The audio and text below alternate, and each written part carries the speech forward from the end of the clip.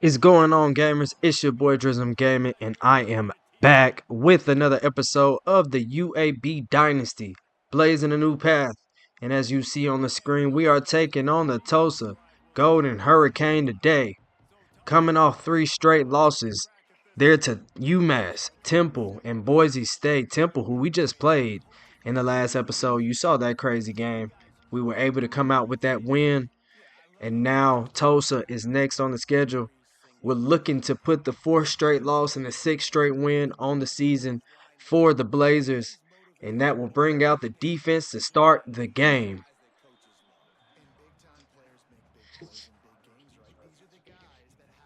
And after a back and forth contest against a really tough opponent in Temple last week in Philadelphia, Tulsa, coming off of 3 straight losses, like I said, we'll look to see if we can't use them as a way to gather some momentum after a really tough game for no reason. As you'll see, the offense will pick up the first down there after running that goal line. We know how to stop that play, so we're going to make sure we do next time. But Tulsa has the ball first, and now sitting at 5-0 and up to number 6. I guess even in a resiliency game after last week, just a 1-point victory there late in the 4th quarter, the voters still allowed us to go up. Also, with the loss that Alabama put on Ohio State, that also allowed us to jump up in the rankings. And here it is once again, that goal line. And we'll get the stop this time. There is Peterson, but that doesn't stop Tulsa from putting the offense back on the field. As you see on the screen, they're going for it here on 4th and 1. And after failing on the quarterback sneak, Amari Adams and this defense will look to see about getting off the field. And Jackson Howard gets the tackle, but the running back falls backward over the line. Therefore, first down on 4th down. That is 2 really good conversions there for the Tulsa offense here on their first drive of the game. This defense has got to do something. I mean, we gave up quite a few points last week. And so, Jacoby Williams, a transfer, and a very good running back there for Tulsa picking up that first down. We're going to have to make sure we keep him boxed in. They have the same quarterback from last year, and Drew Overton, just like last week. Someone that we played against, we have a little bit of film on. Another team that has a good bit of film on Oehlke as well, so we'll have to see how our offense will need to adjust to that. As they hand it off here again on 2nd down, and Spears comes up with a big hit. They know, man. If y'all saw the last episode, man, Spears was all over the place. He always makes a tackle. As a play action here, he dumps it down to the tight end, who just steps out of bounds after a 2-yard gain. And so it's 2nd and 8. And this Hurricane offense has held the ball for quite a while here in the first quarter, already down in 2.5 minutes. And that's another completion, but a short game, bringing up 3rd and 7 here. We have got to seriously get off the field here. The defense has been on the field for a long time. They're running out of gas. But here on 3rd down, again, the Hurricanes just right over the middle had almost everything covered up. But they are able to convert, I think, for the 3rd or 4th time just on this drive. Defense, you can see that D-line hands on their hips. And with another play ran here, this time they'll be stopped for no gain. Overton goes backwards for 3 yards. This defense still putting up a fight after such a long drive, hoping to just hold this Hurricane offense to 3 points. Instead, he will draw back. There's Odinger coming up with the sack, making it a long 3rd and 22. Overton is struggling there to get up. And so, a long way to go here for the Hurricane offense. Finally on a longer distance, 3rd and 22, and we come up with another sack. There is our transfer, Jackson Howard from Minnesota, coming up with his 3rd sack on the season. That's exactly what we brought him for. Giving him his 5th career sack, as you see up there on the screen. But getting exactly what we want here from Jackson Howard, as there's a kick up, and it's good. So that'll be a hold to just 3 points. And I noticed from looking at Tulsa's roster, they have an 80 overall freshman kicker. Elijah Oehlke, again, another quarterback masterclass, 300 yards, 3 touchdowns, although the 3 interceptions all in that game. Just some bad moments, hoping that we can just recover and get some type of rhythm this week, as we'll go ahead and start the drive with a handoff to Tabor.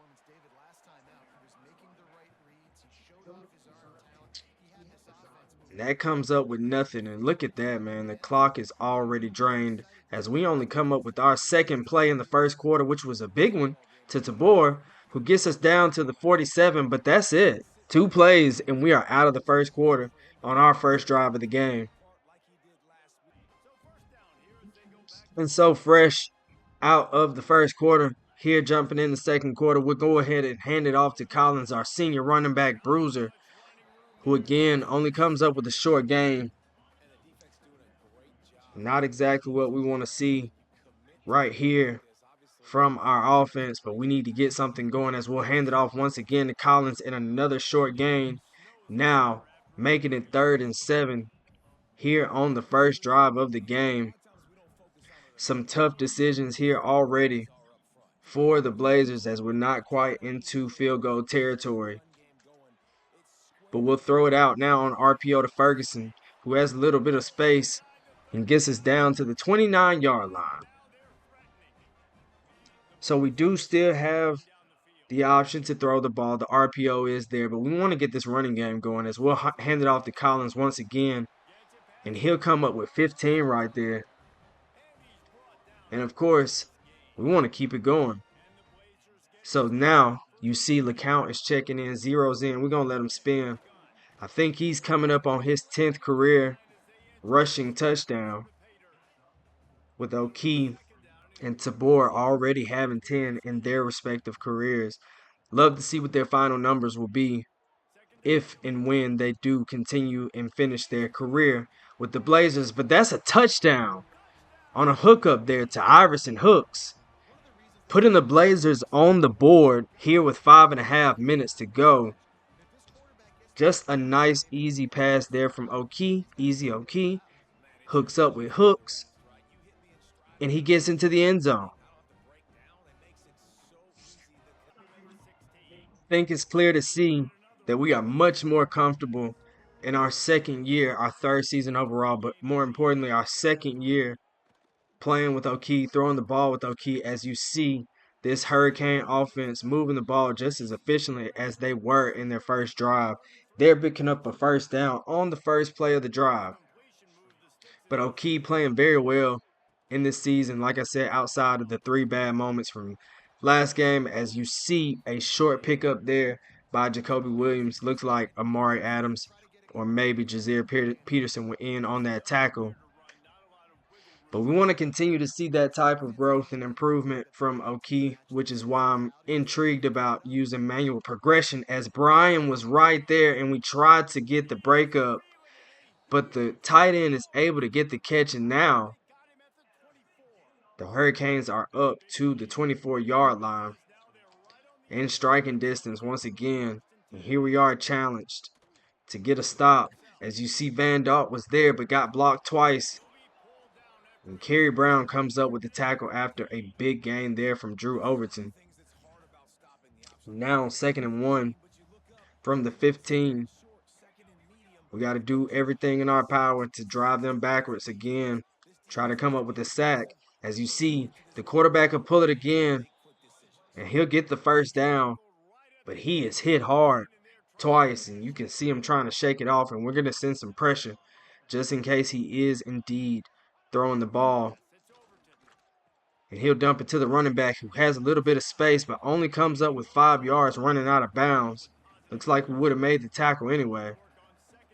And so we're going to continue to send the pressure as we know he's going to hand it off, and Kerry Brown gets into the backfield, therefore a tackle for loss. We're not going to stop bringing the pressure, man. We're going to continue to blitz here in the red zone, sending that mid blitz. And that's going to be the 2-minute warning already here. We don't want to stop bringing the pressure here on Drew Overton. We know he's feeling the heat every time he drops back, as we're going to try to force some type of incompletion, some type of bad throw. And Spears is there, and he breaks it up. Almost having the opportunity at a pick, almost giving up a touchdown there. But instead, it's an incompletion and another field goal attempt by the Hurricanes, who will miss it. And I bragged about the fact that they had an 80 overall freshman quarterback, but there you see on the close range, he just point blank missed it, as we'll dump it down to a die, who gets out of bounds there on the first play of the drive. A die coming in very clutch this year so far, doing a lot for us in the passing game. As we look at him again, but unable to get to him, and that's going to give up a sack there for the offense.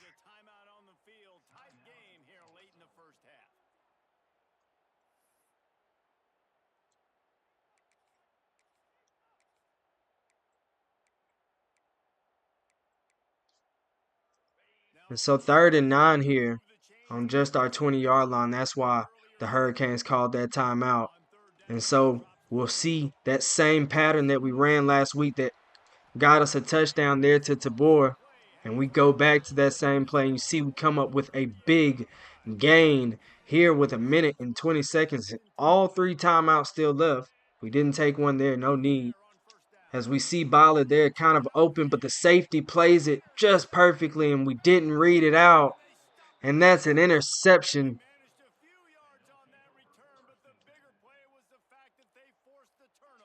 And just a bad read there on the defense. The corner bit down, and we thought we had Ballard there open on the right side, but that quickly closed down. And Ballard, not being the type of receiver that can go make a contested catch, he's a speedster. If you guys remember from the first recruiting class, as Jazeer Peterson gets home and gets a sack, and we'll call a timeout here with 1 minute left to go in the 2nd quarter.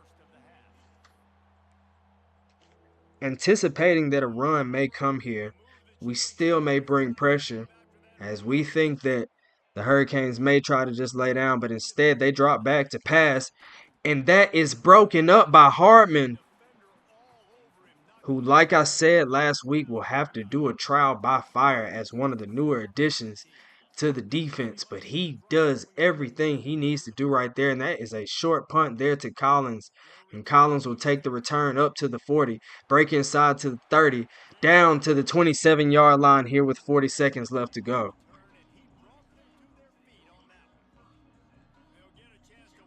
And so here with an opportunity, with 1 minute or less than 1 minute to go, we dump it down there to Ferguson on a quick play.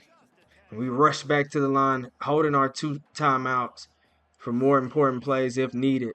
And Oehlke will roll out, seeing some space with 1 defender in front of him, and get forced out of bounds there. Down to the 10-yard line with 25 seconds left and the clock is stopped. Alabama, after that big win over Ohio State, also beat Texas A&M as Notre Dame takes down Temple, who just lost to us again, like I said earlier. And Ferguson fighting tooth and nail to get that Blazer touchdown right there before the half. We do get the ball back after half. That is a big touchdown, giving us now an 11.2 score lead and leaving us 19 seconds left. So if Tulsa decides to throw on 1st or 2nd down and we have an opportunity to stop the clock, we still have 2 timeouts. And after you see from that last punt, we may have even better field positioning.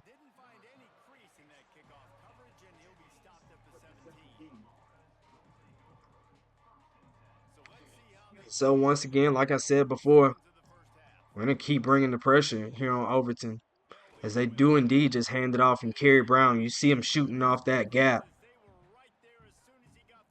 Gets the stop there on first down, driving them backwards. And I'm hoping that they'll throw the ball here, give us the opportunity to stop the clock, as they'll hand it off once again and almost get us a jukey out of there. But that's third down. And so now with 3rd and 5, and considering we have no more timeouts, I 100% expect them to run the ball here. And so Overton will call for the snap, and that's exactly what they'll do, as they intend just to run the clock out and send us to halftime. And so here we are, receiving the second half kickoff. There to return is Tabor, who will get us up to the 27-yard line, bringing back Oehlke out for the first drive of the second half. 2 touchdowns, 1 interception in the first half. But most importantly, a 2-score lead right now, as Oehlke, with plenty of space up the right sideline, rolls out, gets down to the 50, walks out of bounds.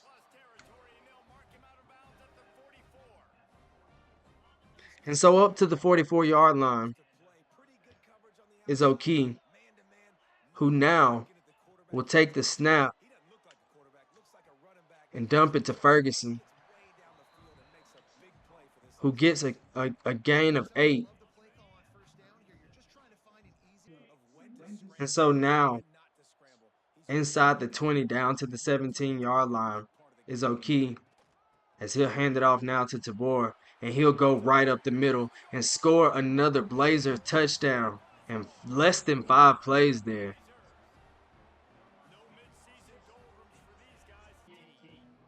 And so with 6:18 left here in the third quarter, the Golden Hurricanes now come out. After the last time they went off the field, they were down 14-3, now down 21-3. So quite a lead there to come back from, as you see there on the first down. We forced that incompletion. There looks like Kerry Brown was there in coverage. One of our superstars on the defense, man. That was one of our first transfers, also from Minnesota, like I've said before in the series.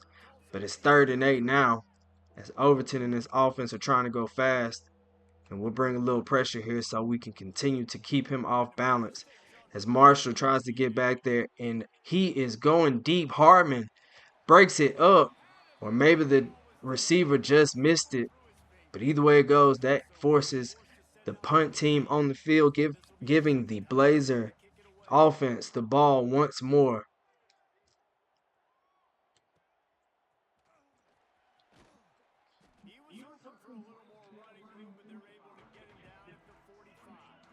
So 5.5 minutes left to go in the third quarter. Oehlke and the offense back on the field. We see a Dodd there streaking across the middle, and he gets a nice catch there for a first down to the 37. But Oehlke and this offense, man, they're in rhythm. They're looking good. As we'll get Byler a catch. Again, one of those guys that I'm not able to get the ball a lot very much, but I do want to see his development. So we'll get him a catch there on first down, making it 2nd and 4. Tabor comes in motion. We'll hand it off to him again. See a bounce, get a stiff arm down to the 20-yard line for a Blazer first down. Darren Tabor, man, when y'all know how I feel about DT, man. It ain't no secrets. That boy, since he came to this team, I knew he was going to be special. He going to continue to be special.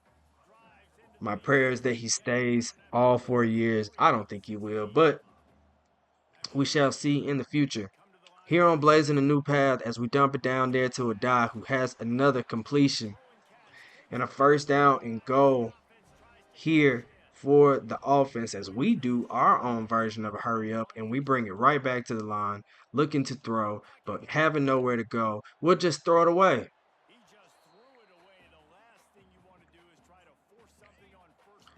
Not wanting to have any other turnovers in the game, we'll just throw that one away, as we send Cordell LeCount in motion and having somebody to throw to, but not taking that option. Oehlke rolling out, seeing a second option almost there to Hooks. A crazy play there that almost ended up in a completion, but may actually end up giving us a pass interference.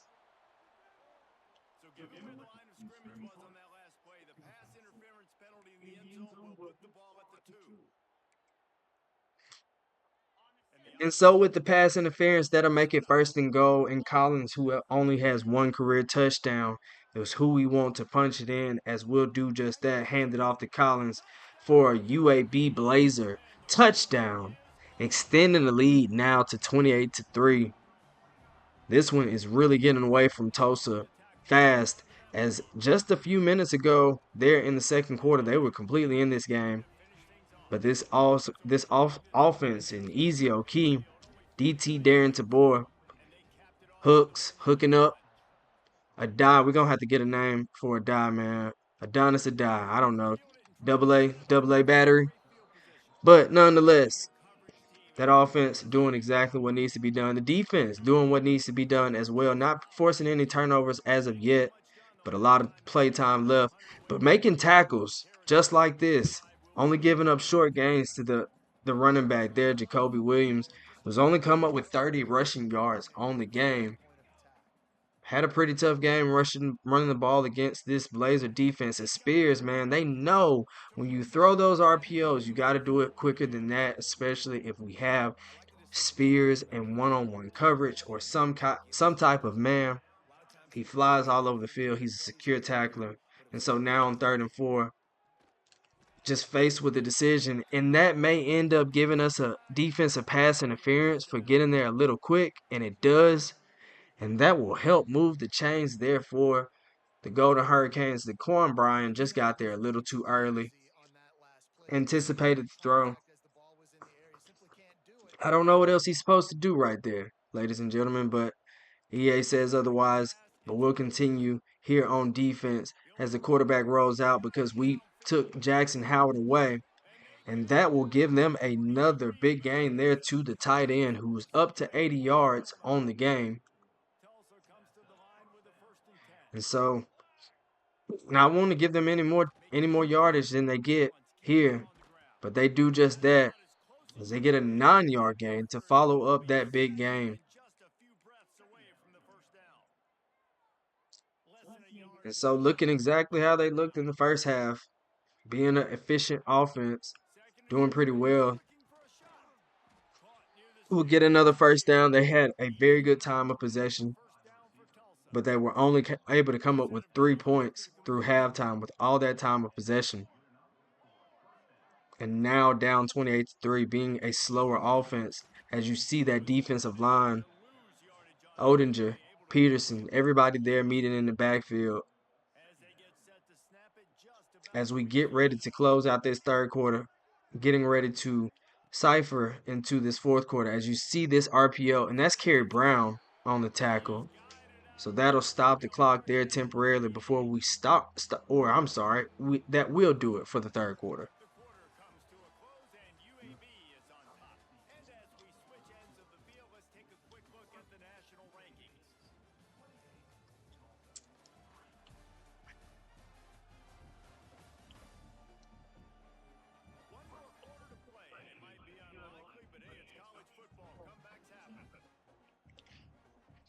We talked about continuing dominance in the last episode. We talked about the possibility of moving up the rankings and possibly looking at a #1 ranking at some point in the season. And this is how you do it, with big controlling games and wins here against opponents like Tulsa.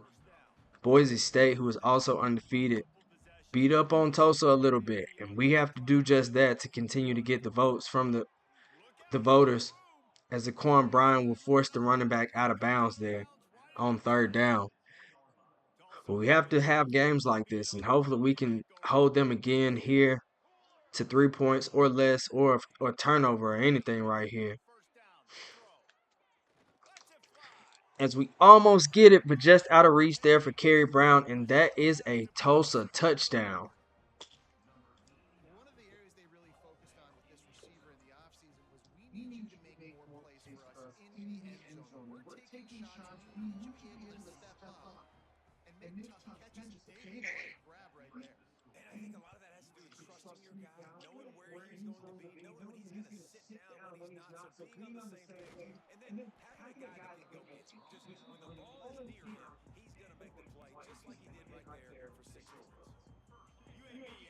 It may be a little too late, but it may not be, especially if we perform the same way that we did and give our opponent the chance to come back.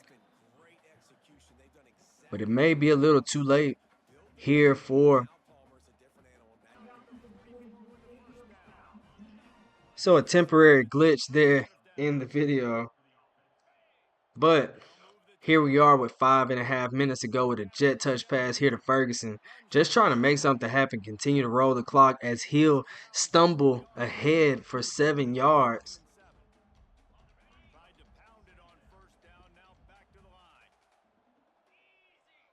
And so the count now in the backfield, we'll go with the speed option. As you see, Oehlke gets obliterated there on that handoff, but is able to just shake it off and pitch it out to the count now here on 3rd and 6. We'll hand it off to him once again. He's going up the gut, down the middle of the back of the center, but he comes up hobbling after the play, and he will come out of the game. Not what we want to see from our lead horse, one of our better running backs on the field, one of our better development talents. Hopefully he is okay and healthy. As you see now, Rodgers will check into the game, our 4th running back, like I said before, that we have in rotation. And we'll hand it off to him, and he'll go straight ahead. And Rodgers is down for a 20-yard game on his first carry of the game.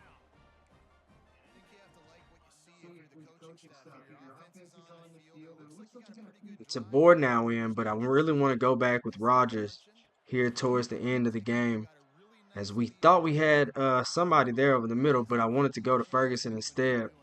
And that's an incompletion, but with 4 minutes in the clock stop, not what we want to see there on the sideline from Coach Cena.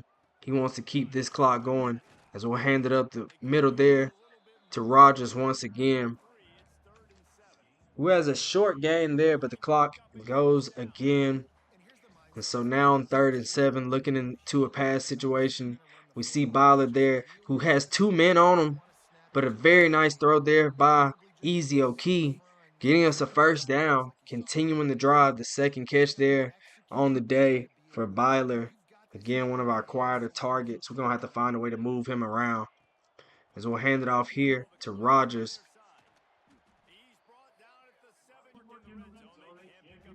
And so here, with the clock running down, less than 3 minutes, we'll throw it out again to Byler, who finally gets into the end zone for the first time this season. Finding a way, like I said, had to move him around to get him the ball there, and he scores to extend the lead. Now up to 35 points, 3 touchdowns on the day for Oehlke. I think over 100, maybe 200 passing yards, maybe 100 rushing yards again. Again, like I said, I wish I could tell you I'm trying my best to build his resume to possibly be at least a contender for an All-American nod, if not more than that. Maybe an award winner, maybe even possible dark horse for Heisman here in Birmingham, Alabama, Protective Stadium. I think before in one episode I might have said progressive. I know somebody that said it. And there we are on defense, jarring the ball loose, finally getting our turnover. And now on the 23-yard line, we get the ball back once again here in scoring territory. I'm not gonna lie, we're gonna pour it on. So we're gonna give it back to Byler, who stopped in the backfield. So an unfortunate circumstance right there. But we are trying to pour it on. We want to score at least one more time. Stat pad a little bit, as we'll step up in the pocket with Oehlke, who can't quite come up with anything. And that's probably going to do it here before the 2-minute warning.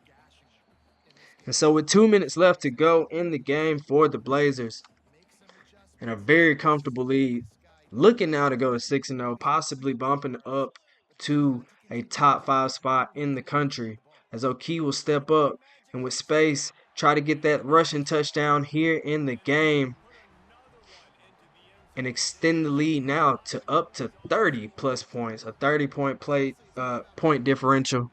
in this game, trying to extend that 100 yards on the ground officially. 94 they say, but I'm just gonna round it up to 100. Three passing touchdowns, one rushing touchdown.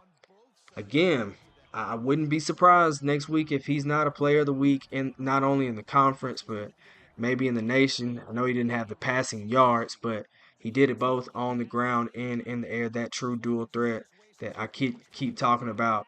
Elijah Oehlke is who this dynasty looks like. I mean, and honestly, right now I identify most with my quarterback, but it feels like it is centered around him.